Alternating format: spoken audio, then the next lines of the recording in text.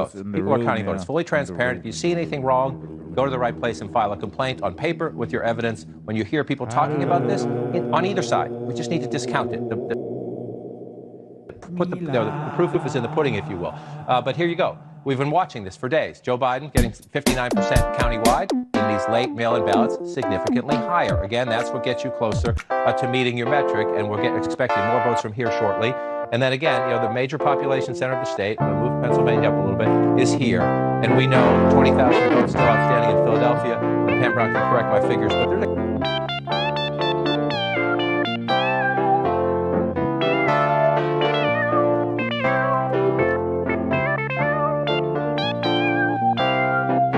just a couple thousand. If you go around here, Delaware County, Chester County, Montgomery County, and you come back here to Philadelphia City, what are they common? They're blue, slightly different percentages. Joe Biden is running it up huge in Philadelphia County. You come up to Bucks County, it's more competitive of the suburbs in that collar right around the city. But Joe Biden's winning it. This is the more competitive one, but in the mail-in ballots, winning it higher. So you just go county to county. They're counting the votes, a couple thousand here, a couple thousand there. What we're waiting for is to see another batch that confirms the trajectory, make sure there's no late disruption in that. And guess what? 28,000 votes.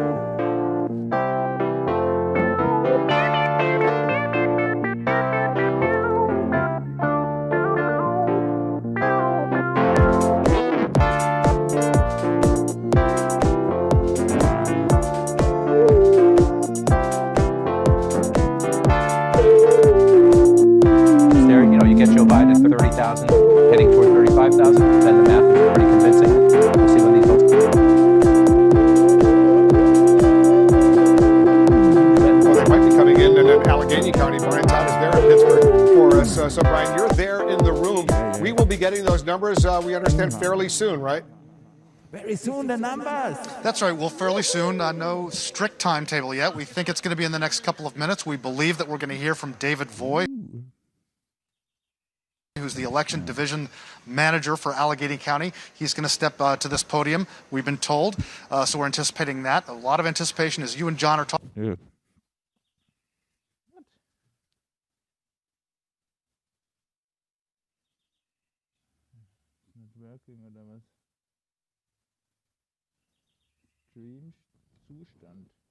Have there been any abnormalities? Have there been any complaints from observers? Have there been...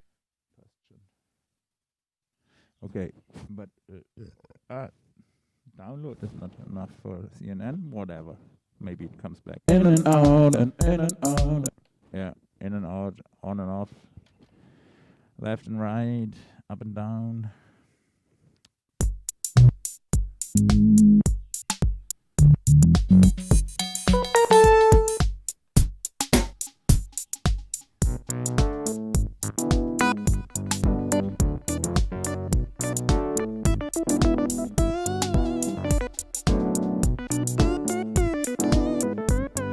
watching, correct?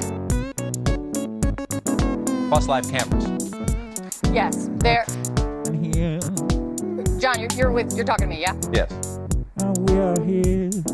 I'm sorry. I didn't know if there was another voice. There is always too many voices in our heads. Apologies. Yes, there are people in the room. There are poll watchers in the room from both sides, Democratic and Republican. They have been in there the entire time. I was actually told by someone, as the president was saying at a press conference that they weren't letting poll watchers in, someone texted me and said, I just left the room. They are in there right now. They have been in there the entire time. We know that they have been.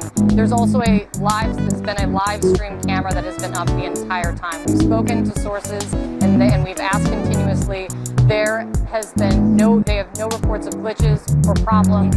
This is the process playing out, and these are hardworking people who have been trying to get it right this entire time. And they're processing. The reason it's taking longer, as you know, John, is because of this influx of mail-in ballots that they have not had before in a general election like this, and also the restrictions that the state was under. The fact that they could not open and prepare the ballots until election morning, election day morning. All right, stand by. We have a key race alert right now. New numbers have just come in Pennsylvania. Biden has increased his lead over Trump right now, 30,908.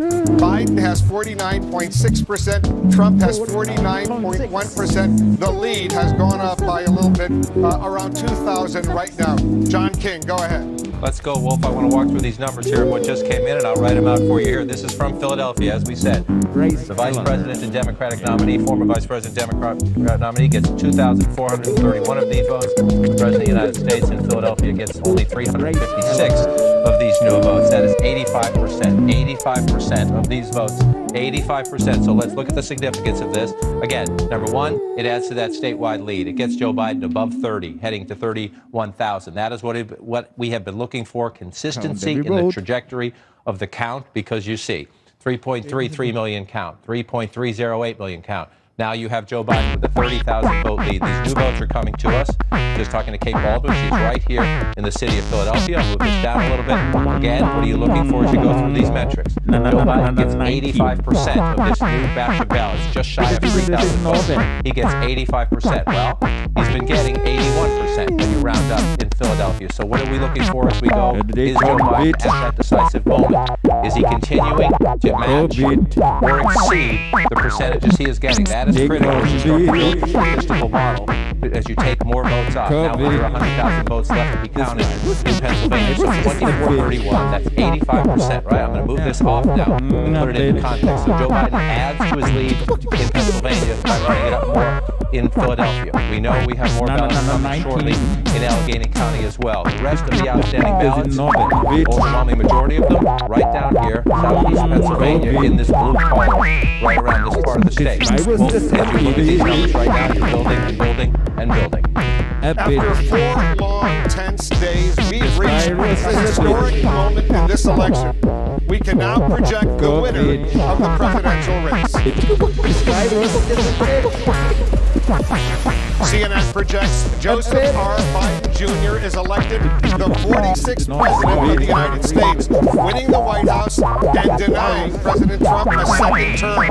We're able to make this projection because CNN projects Biden wins Pennsylvania.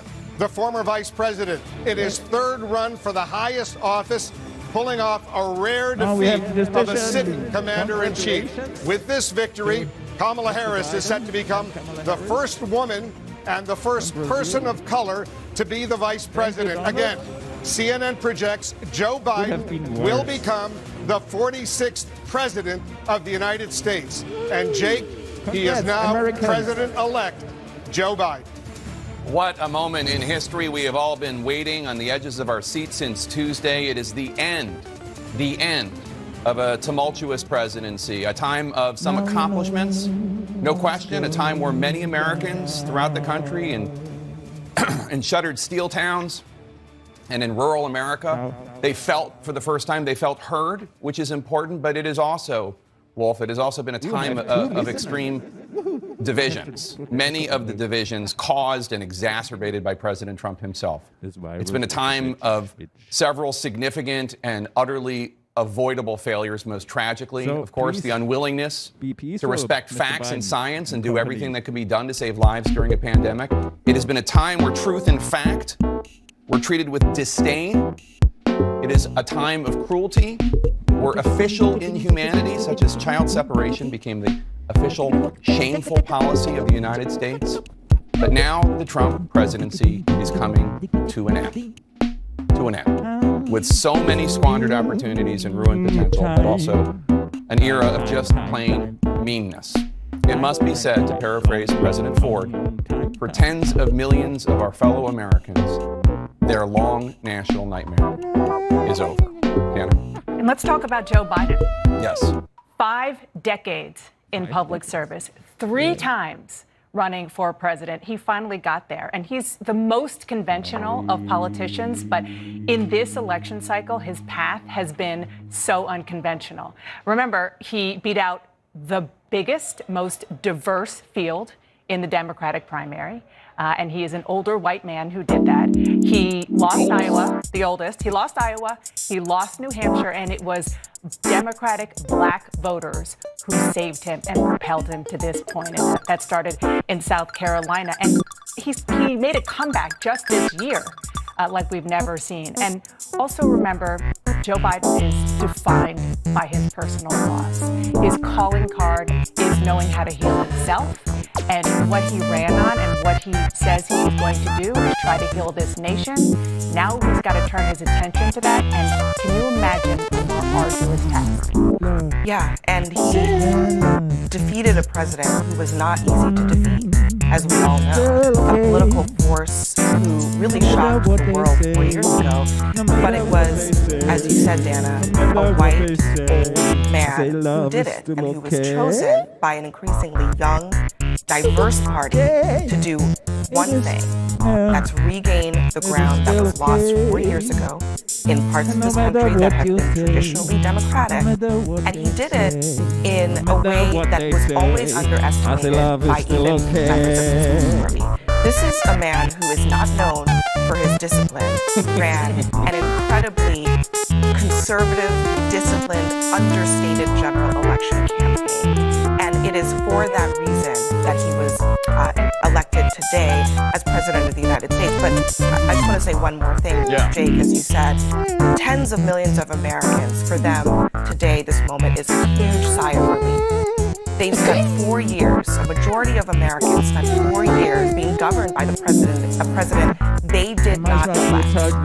Today, that ends for them. And I think it is a cathartic moment. We have to give credence to that, a cathartic moment for millions and millions of Americans. And one other thing, just we have to acknowledge, not only did Joe Biden pull off what I think very few people would have predicted a couple of years ago, that he was going to be able to beat this incredible Democratic field, the strongest Democratic field in a long, long time, not ever. And he was able to pull it off. He was able to do so with decency. He was able to do so on his terms. He ran as Joe Biden. Yep. I'm a guy that wants to bring the country together. I'm a guy that wants to govern from the center left. I'm a guy who feels your pain, who cares about you. He ran as his authentic self. And he ran as himself. And I would like to also take a moment to acknowledge that the United States of America just elected its first woman and its first woman of color as vice president. Kamala Harris, the daughter of immigrants, one from India and one from Jamaica. Once again, an amazing sign of what this country can be. Yeah, in some ways, this country always